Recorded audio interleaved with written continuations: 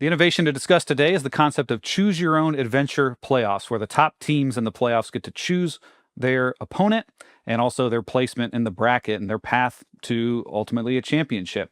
Now, this is not an original idea of mine necessarily. We've actually seen many high schools do this for their playoff system, although they do it in a kind of a clumsy way. I think there should actually be done in an opposite, reverse kind of a way. But we certainly haven't seen this at top levels of play in sports, the idea of choose your own adventure playoffs. So what problem does this solve? Well, if you think about the entire spirit of a seeding system and playoffs, it's meant to reward the top teams for their regular season performance by giving them a more favorable path to the championship. And sometimes it does that, but not always. We see many instances where the seeding system in various sports does not necessarily give the top teams the most favorable path that they've earned.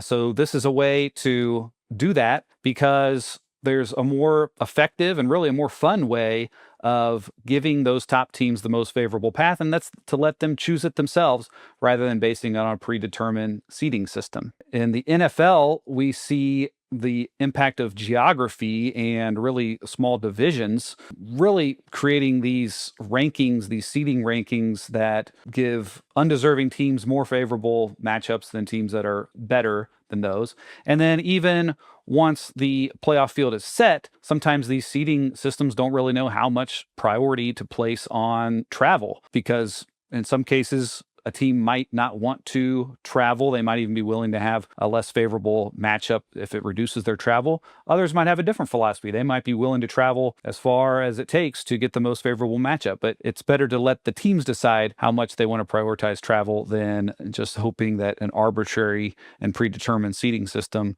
matches it up for them. So to recap, choose your own adventure playoffs. It's a good idea.